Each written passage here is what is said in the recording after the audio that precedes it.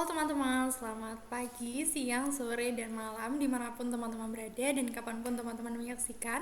Perkenalkan, kami dari kelompok 2 mata kuliah lingkungan bisnis dan manajemen kelas F yang akan memaparkan materi bab 11 yaitu mengelola sumber daya manusia dan bab 12 yaitu mengelola keberagaman yang masih ada hubungannya dengan pengelolaan sumber daya manusia. Nah, sebelum itu masing-masing anggota dari kelompok kami akan memperkenalkan diri terlebih dahulu. Perkenalkan, nama saya Vanessa Aurora Nindya dengan NPM akhir 031. Halo, perkenalkan nama saya Zulam Muhammad Rizky dengan NPM 240 130 100 10056. Assalamualaikum warahmatullahi wabarakatuh. Perkenalkan, nama saya Angga Danendra Yusuf dengan NPM 240 130 100 10053. Perkenalkan, nama saya Najwa Zaskia dengan NPM 2401 30 10 088. Halo semuanya, perkenalkan nama saya Meutia Bilha Aurike dengan NPM 240130100089.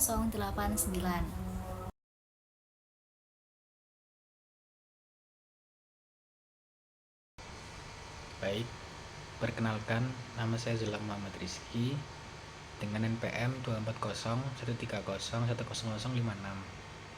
Di sini saya akan menjelaskan materi terkait mendapatkan orang-orang yang tepat. Jadi untuk poin yang pertama, untuk mendapatkan orang yang tepat, fokus utama seorang manajer baru itu adalah bagaimana caranya mendapatkan, menempatkan, dan juga mempertahankan orang-orang yang benar-benar sesuai dengan kebutuhan perusahaan. Jadi hal tersebut itu penting karena keberhasilan seorang manajer sangat tergantung dari seberapa baik dia bisa memilih dan mengelola orang-orang tersebut. Artinya kesiapan seorang manajer itu diukur dari seberapa mampu dia menangani tim yang tepat. Lalu kita masuk ke poin kedua, manajemen sumber daya manusia atau HRM. Jadi HRM ini sebenarnya adalah suatu desain dan penerapan sistem yang formal untuk memastikan keahlian sumber daya manusia digunakan secara efektif dan juga efisien. Jadi HRM ini berfokus pada bagaimana menarik orang-orang yang berbakat, kemudian mengembangkan kemampuan mereka, dan juga mempertahankan mereka supaya bisa tetap produktif dan berkontribusi untuk suatu perusahaan. Selanjutnya kita masuk ke poin ketiga, yaitu adalah perkembangan HRM. Jadi peran HRM ini sudah banyak berubah. Kalau dulu itu lebih banyak mengurusi tugas-tugas administratif seperti urusan gaji, absensi, dan juga dokumen-dokumen karyawan. Namun sekarang HRM ini sudah punya peran strategis. HRM sekarang membantu manajer untuk fokus ke strategi besar perusahaan, seperti perencanaan tenaga kerja, jangka panjang, dan juga pengembangan budaya perusahaan. Kemudian untuk poin keempat ini, yaitu adalah keterampilan penting seorang manajer. Jadi sebagai seorang manajer, kita harus mempunyai keterampilan dasar di bidang HRM.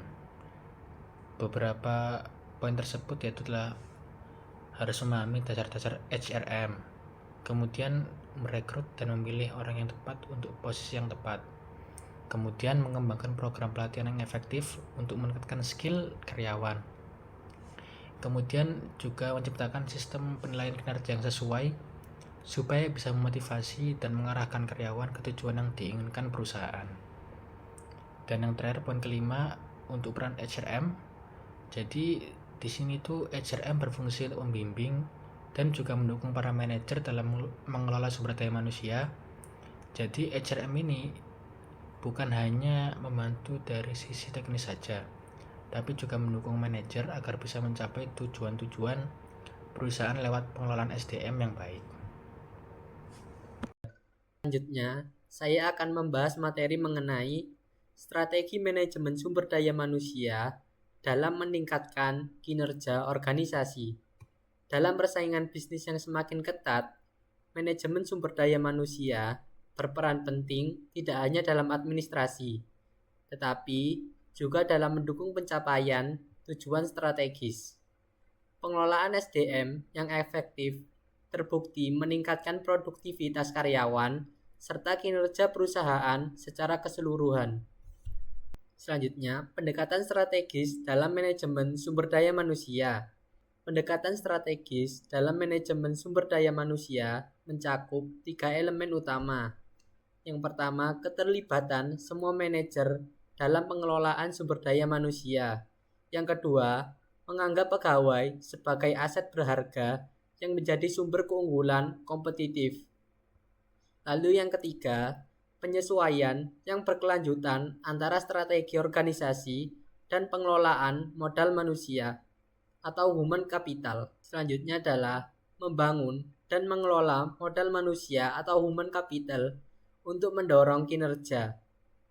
Modal manusia atau human capital adalah kombinasi pengetahuan, keterampilan, dan pengalaman pegawai menjadi kunci keberhasilan perusahaan. Untuk itu, manajemen SDM perlu merekrut talenta terbaik, mengembangkan kompetensi melalui pelatihan berkelanjutan, dan juga memberikan kompensasi dan penghargaan yang adil sebagai bentuk apresiasi.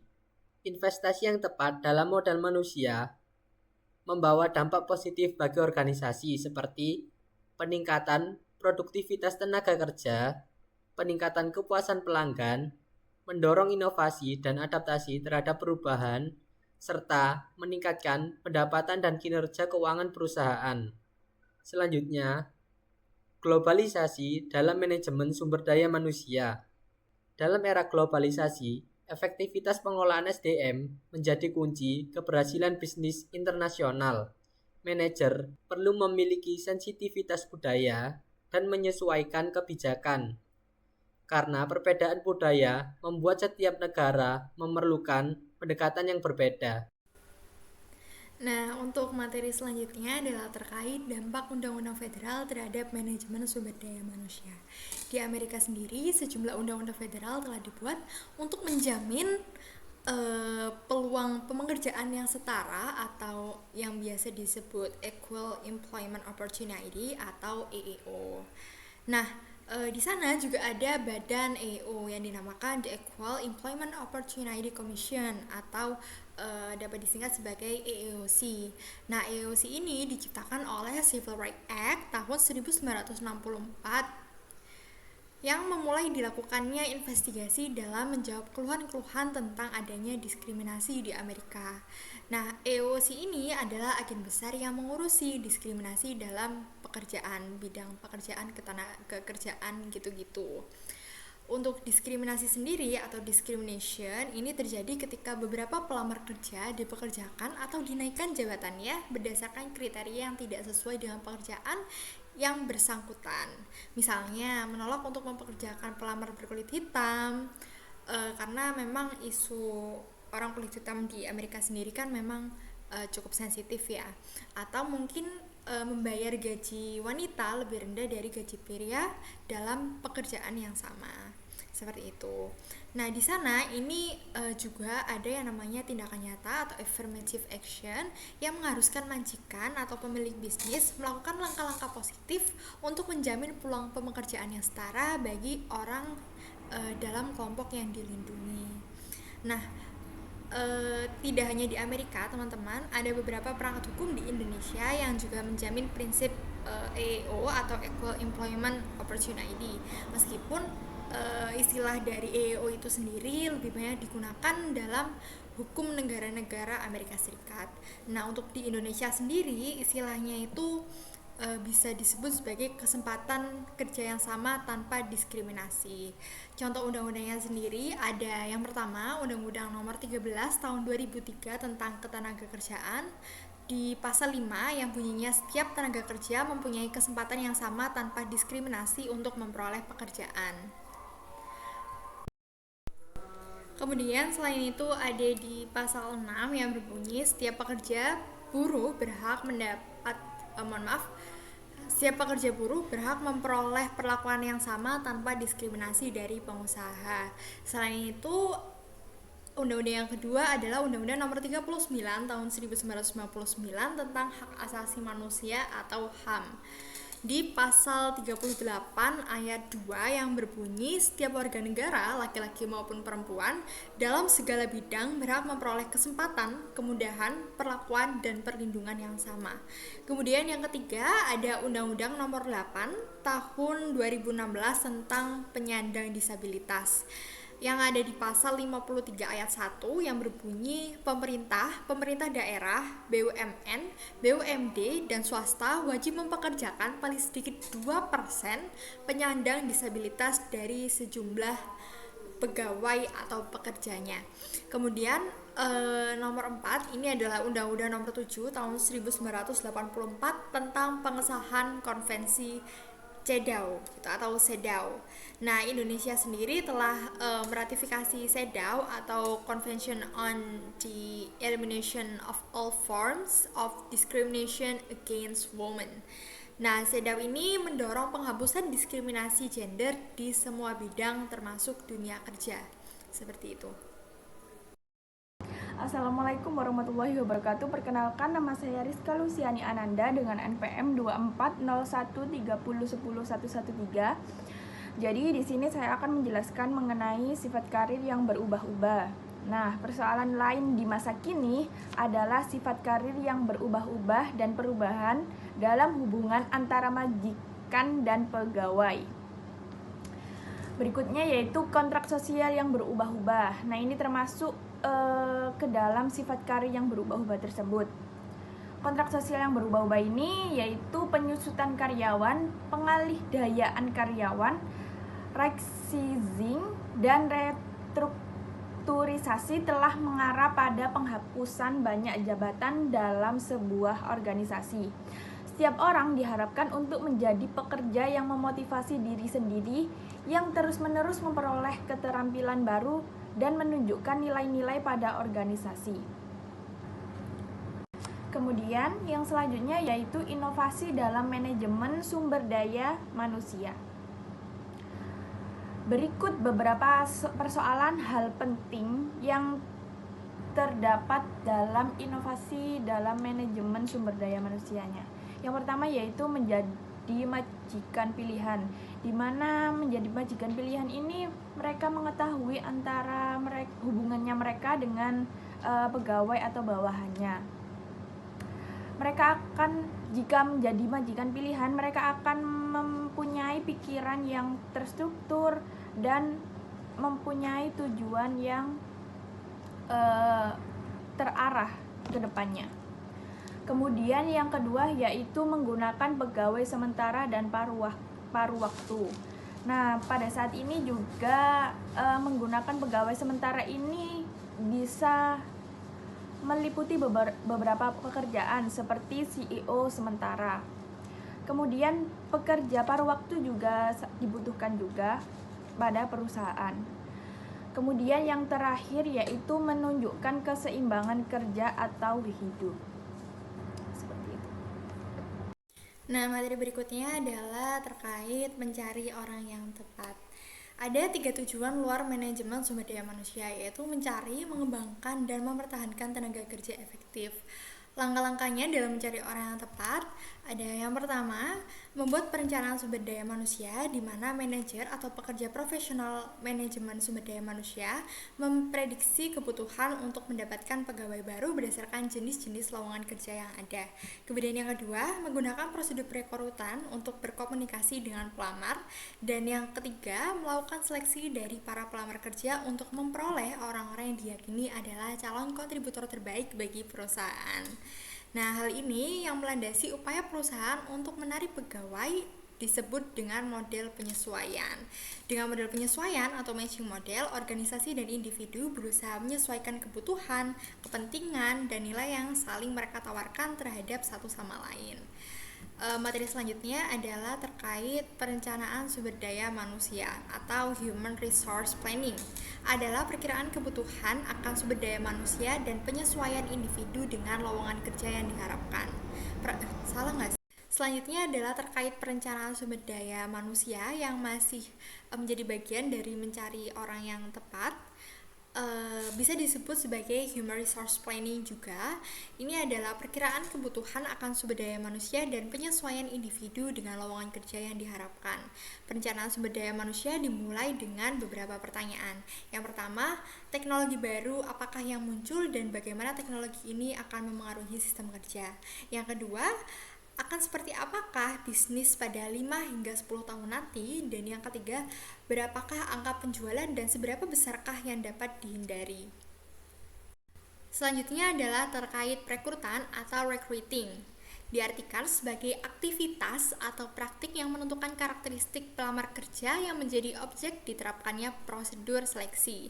Nah, kini perekrutan terkadang diartikan sebagai perolehan keahlian yang mencerminkan pentingnya faktor manusia dalam kesuksesan organisasi.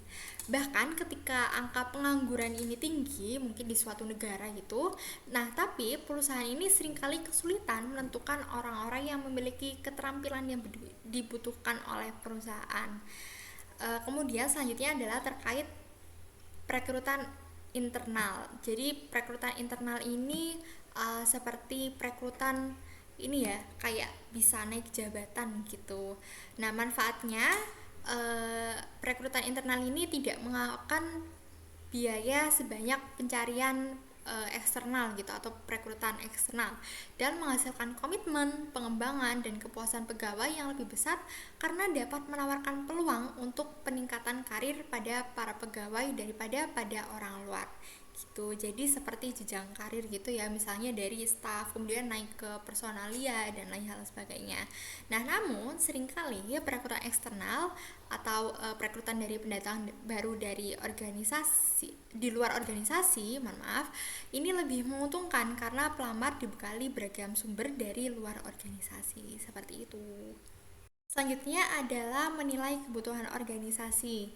Nah, di sini blok pembangunan dasar manajemen sumber daya manusia terdiri atas 3, yaitu yang pertama analisis pekerjaan atau job analysis adalah proses sistematis dalam mengumpulkan dan menerjemahkan informasi tentang kewajiban, tugas, dan tanggung jawab penting yang ada dalam sebuah pekerjaan, serta informasi tentang konteks di mana pekerjaan tersebut dilakukan.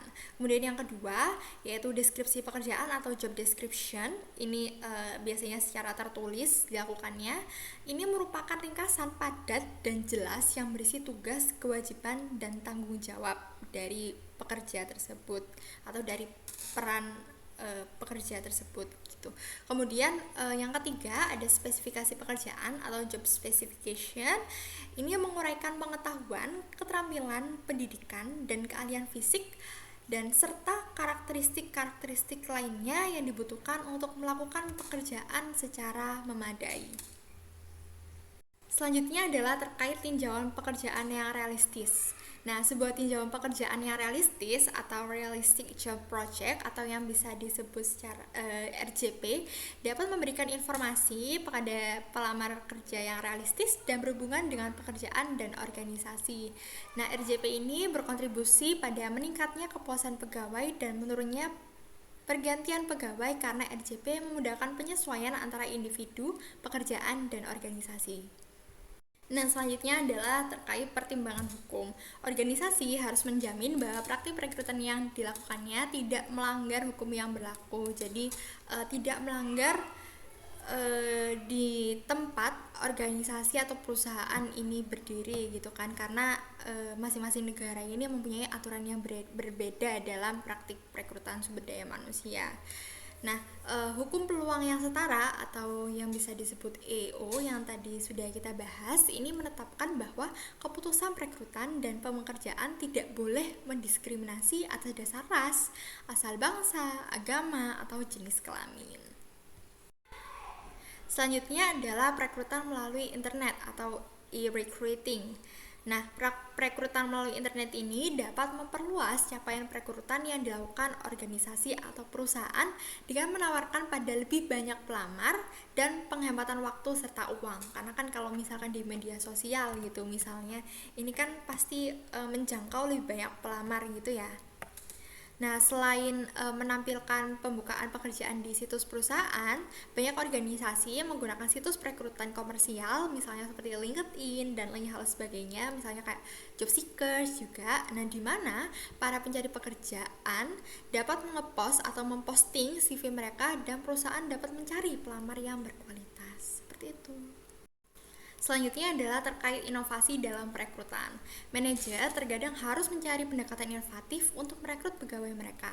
Organisasi-organisasi mencari cara untuk meningkatkan keberhasilan perekrutan yang dilakukannya. Salah satu metode yang sangat efektif adalah mendapatkan referensi dari pegawai internal perusahaan. Jadi seperti pegawai internal nanti dapat merekomendasikan mungkin orang-orang atau kerabat-kerabat yang mereka kenal untuk didaftarkan sebagai pekerja atau sumber daya manusia di perusahaan tersebut. Bisa seperti itu. Tuh. Nah, langkah berikutnya yang dilakukan manajer adalah menyeleksi pegawai yang dikehendaki dari sejumlah pelamar. Dalam proses seleksi atau selection, majikan atau manajer ini menilai karakteristik pelamar kerja dalam upaya menentukan kesesuaian antara karakteristik yang diinginkan perusahaan dan karakteristik pelamar kerja. Nah, alat seleksi yang paling sering digunakan untuk menilai kualifikasi pelamar kerja itu ada formulir lamaran, wawancara, tes pekerjaan, dan pusat penilaian. Kita akan membicarakan formulir lamaran terlebih dahulu atau application form. Nah, application form ini digunakan untuk mengumpulkan informasi tentang pendidikan, kemudian pengalaman kerja dan karakteristik dari latar belakang si pencari kerja ini.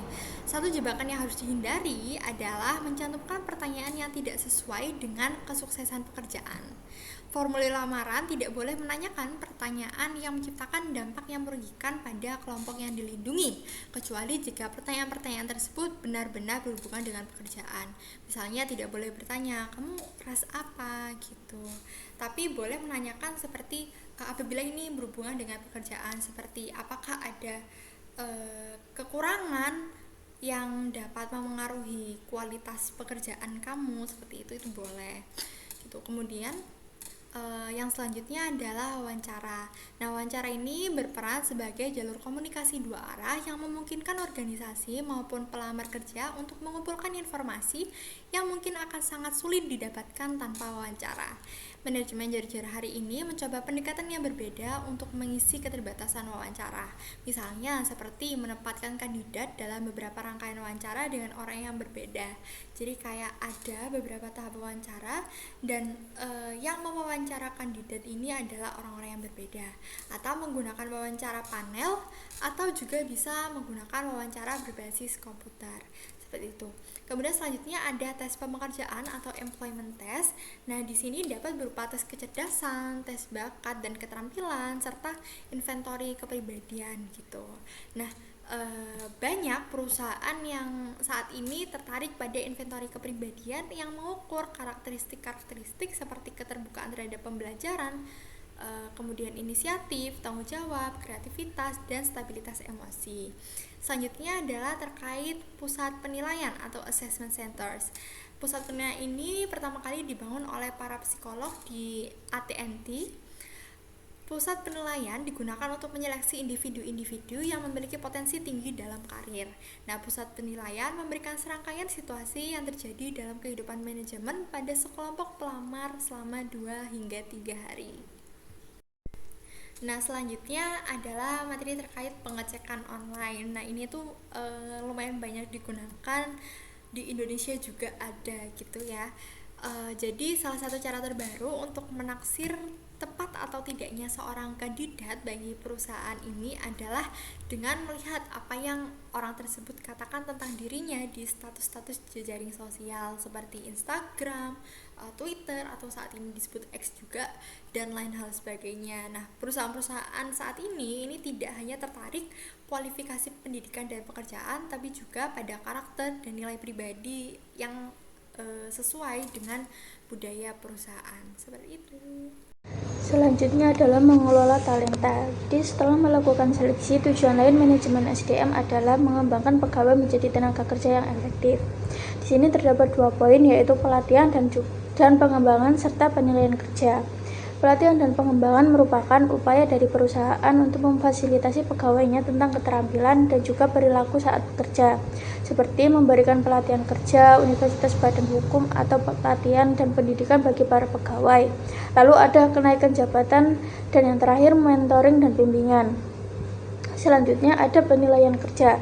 Penilaian kerja terdiri dari langkah-langkah pengamatan dan penilaian kinerja pegawai, pencatatan penilaian, dan pemberian umpan balik pada para pegawai. Manajemen SDM berkonsentrasi pada dua hal dalam membuat penilaian kinerja. Yang pertama adalah penilaian kerja yang akurat melalui pengembangan dan penerapan sistem penilaian, dan yang kedua pelatihan manajer untuk secara efektif menggunakan wawancara penilaian kerja, sehingga manajer dapat memberikan umpan balik yang dapat memperkuat kinerja yang baik dan memotivasi pegawai untuk berkembang. Halo teman-teman, coba bayangin deh kita kerja di tempat yang gajinya lumayan, tetapi tiap hari rasanya kayak robot, gak dihargai dan gak berkembang. Kira-kira bakal bertahan berapa lama? Nah, itu kenapa mempertahankan tenaga kerja itu lebih dari sekedar ngasih gaji besar.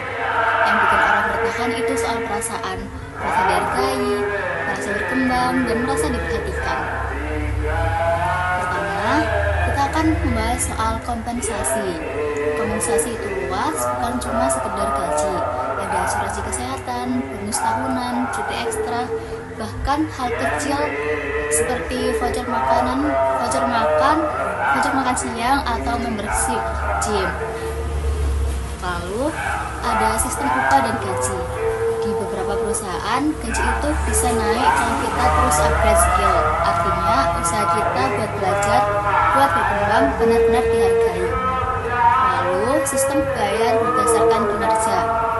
Bayangin kalau kerja keras kita selama ini beneran kelihatan hasilnya, bukan cuma sekedar dipuji, namun dikasih penghargaan nyata. Misal bonus saat kita capai target, rasanya kan beda ya, ada motivasi ekstra yang tumbuh dari dalam. Nah, jangan lupa juga soal keuntungan tambahan. Di zaman sekarang, banyak orang lebih peduli sama work-life balance. Punya kantor yang kasih fleksibilitas, program kesehatan mental, atau fasilitas keluarga itu benar-benar priceless. Karena kerja itu bukan cuma soal berapa banyak kita dibayar, tapi juga seberapa nyaman kita menjalani hidup kita. Terakhir, kita membahas soal exit interview. Kadang orang keluar kerja bukan karena gaji kecil, tapi karena merasa nggak dihargai atau capek secara emosional. Dengan exit interview, perusahaan bisa belajar, bisa dengar langsung suara pegawai sebelum kehilangan lebih banyak orang berbakat. Nah, tadi adalah penjelasan untuk bab 11 terkait mengelola sumber daya manusia. Untuk selanjutnya kita akan membahas bab 12, yaitu mengelola keberagaman. Nah, selanjutnya untuk materi pertama dari bab 12 mengelola keberagaman ini adalah apakah Anda menyadari kecenderungan Anda untuk berlaku berat sebelah? Jadi, sebagai seorang manajer baru, perilaku sehari-hari akan menunjukkan nilai yang dimiliki oleh manajer serta tanda-tanda kecenderungan seorang manajer untuk berat sebelah. Sebagai bentuk keberpihakan pribadi seringkali ditunjukkan dan juga disadari oleh diri sendiri maupun orang lain. Bentuk keberpihakan lainnya cenderung lebih tidak kentara gitu. Jadi, keberpihakan dalam hal ini misalnya seperti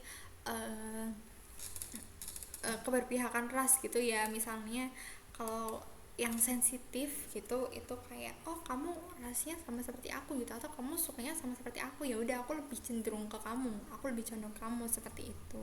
Nah, sebenarnya keberagaman ini dalam dunia bisnis saat ini tidak hanya sekedar baik untuk dilakukan, tapi juga sebuah desakan bisnis dan mungkin salah satu faktor penting bagi kinerja perusahaan.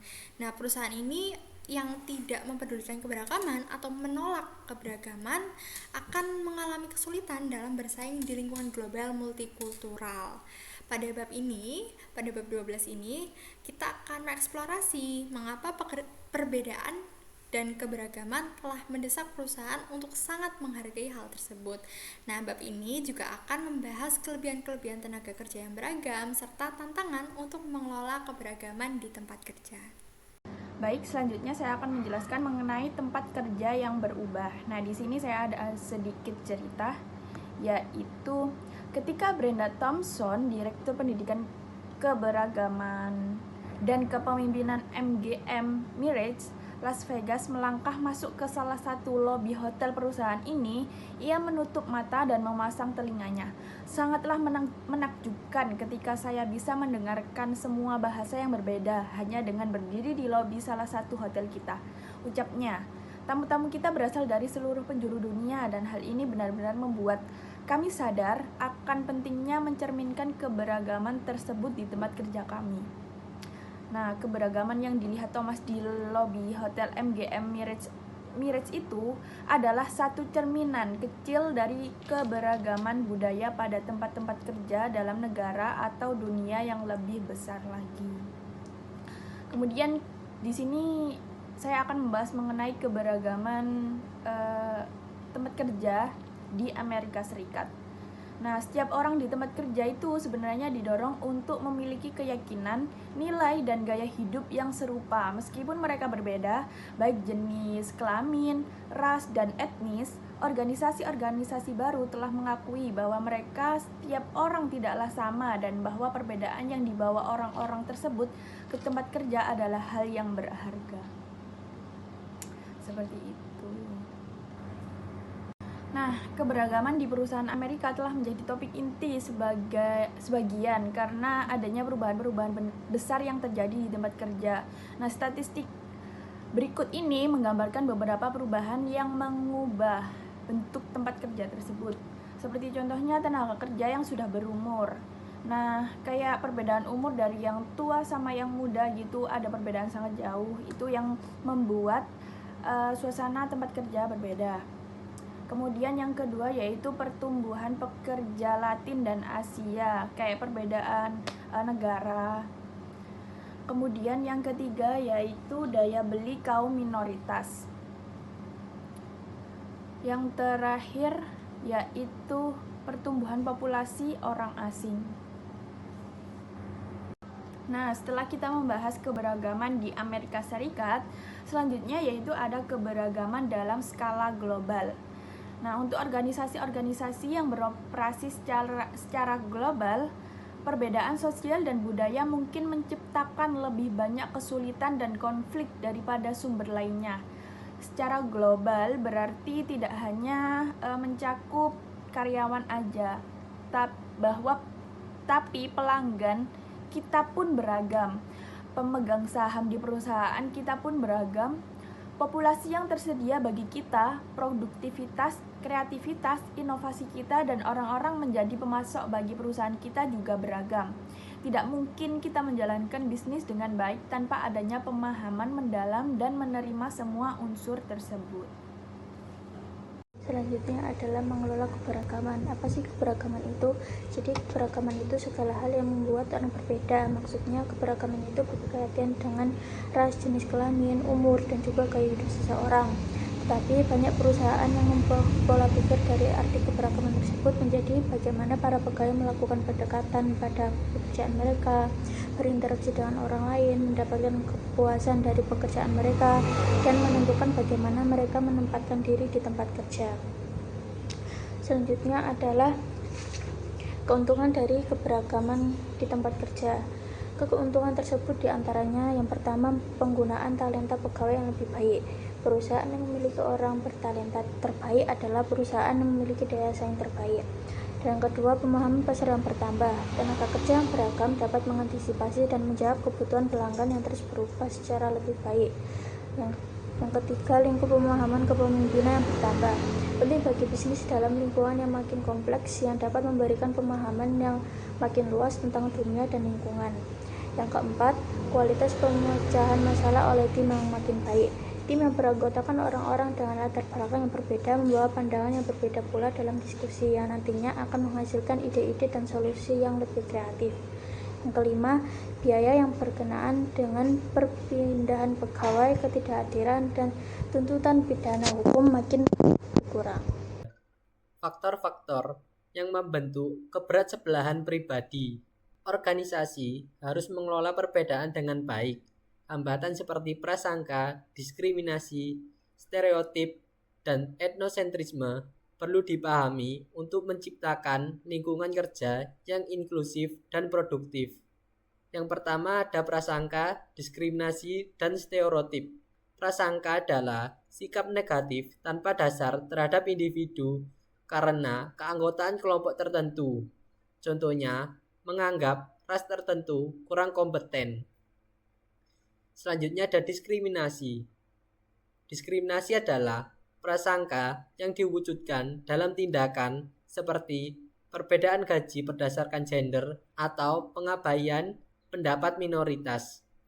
Disinilah pentingnya undang-undang seperti Civil Rights Act tahun 1964 dan Equal Pay Act untuk melindungi hak pekerja. Selanjutnya ada stereotip.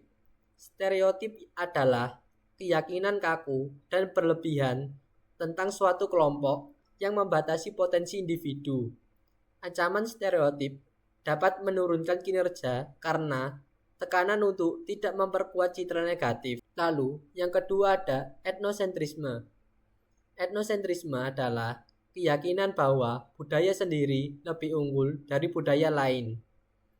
Dampaknya, menciptakan budaya monokultur di tempat kerja. Selain itu, pekerja minoritas merasa tidak diterima dan tertekan untuk meninggalkan identitas budayanya. Sedangkan seharusnya perusahaan harus menerapkan pluralisme dan etnorelativisme. Etnorelativisme adalah menghargai semua budaya secara setara tanpa menganggap satu budaya lebih unggul. Lalu yang kedua ada pluralisme. Pluralisme adalah penerapan etnorelativisme di organisasi, mendukung keberagaman, memberi peluang setara, dan mendorong individu mempertahankan identitasnya. Baik, selanjutnya di sini saya akan menjelaskan terkait materi kompetensi budaya. Jadi, kompetensi budaya sendiri itu adalah kemampuan untuk bisa berinteraksi secara efektif dengan berbagai latar belakang budaya yang berbeda, terutama dalam tempat kerja. Tujuannya apa? Tujuannya adalah untuk menciptakan lingkungan kerja yang menghargai keberagaman, serta mengurangi hambatan-hambatan yang mungkin merugikan kelompok tertentu.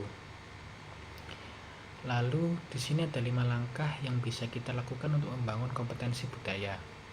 Yang pertama yaitu audit kultural. Pertama, kita harus mengidentifikasi masalah keberagaman yang ada di organisasi, yang artinya kita perlu tahu di mana letak tantangannya sebelum kita bergerak lebih jauh.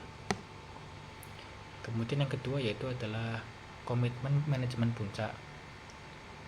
Setelah itu penting untuk kita itu mendapatkan dukungan aktif dari level tertinggi, baik itu dalam bentuk waktu, dana maupun kepemimpinan.